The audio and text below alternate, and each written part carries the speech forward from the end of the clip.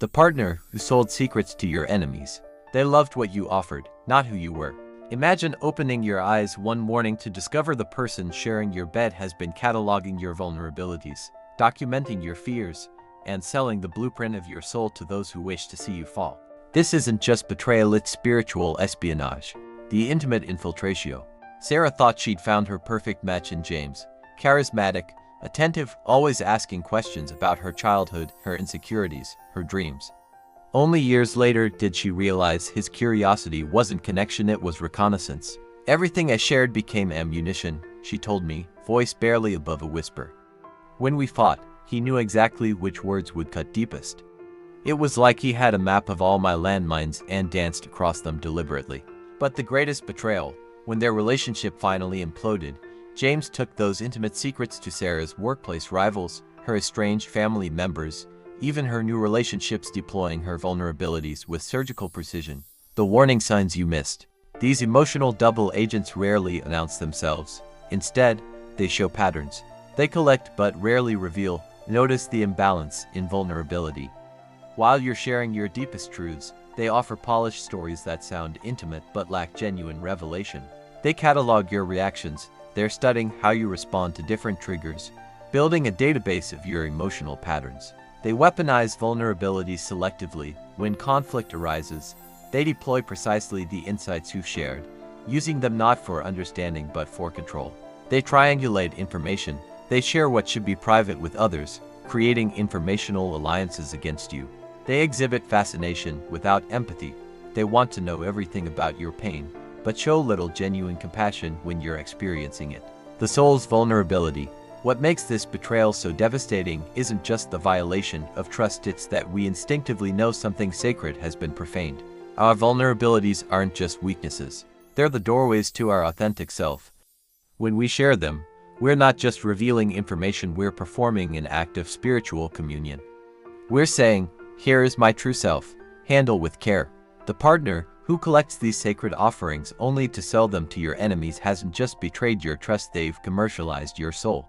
The cellular impact. Your body registers this betrayal before your mind fully comprehends it. Research shows that relational betrayal activates the same neural pathways as physical pain.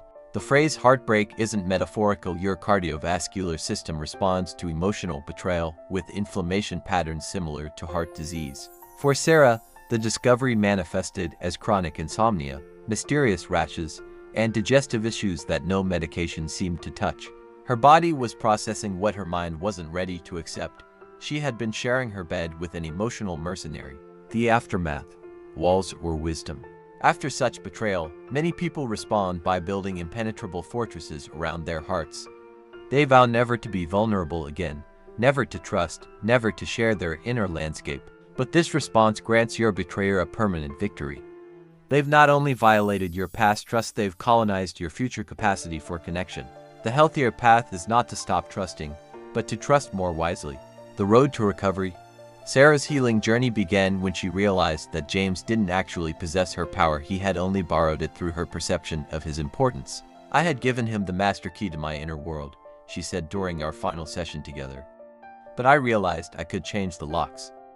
Her recovery included reclaiming her narrative, acknowledging which vulnerabilities were exposed helped her process the specific betrayal rather than generalizing to all relationships. Boundary restoration, learning that healthy sharing is gradual and reciprocal, not one-sided or premature.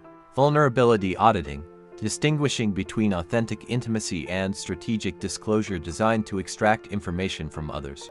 Community reinforcement, surrounding herself with people who demonstrated consistent trustworthiness through actions, not just words. Spiritual integration, recognizing that her capacity for openness was a strength, not a weakness, even though it had been exploited. The soul contract.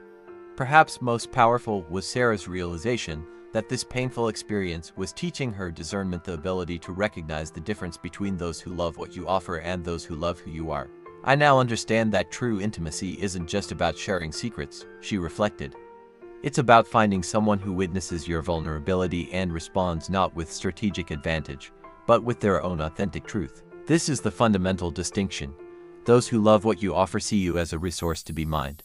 Those who love who you are see you as a soul to be cherished. The questions that heal. As you reflect on relationships past or present, consider, do they hold your vulnerabilities with reverence or as leverage?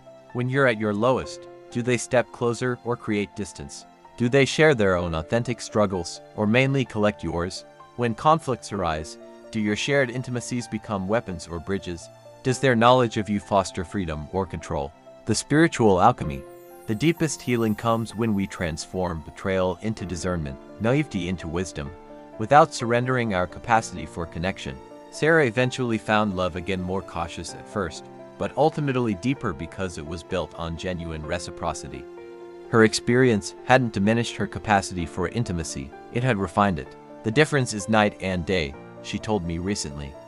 I now know what it feels like when someone treasures your truth rather than exploits it. And strangely enough, I'm grateful for having known both. Your secrets were sold, yes, but the most valuable part of you, your capacity for authentic connection, remains undiminished, waiting for those worthy of its gift.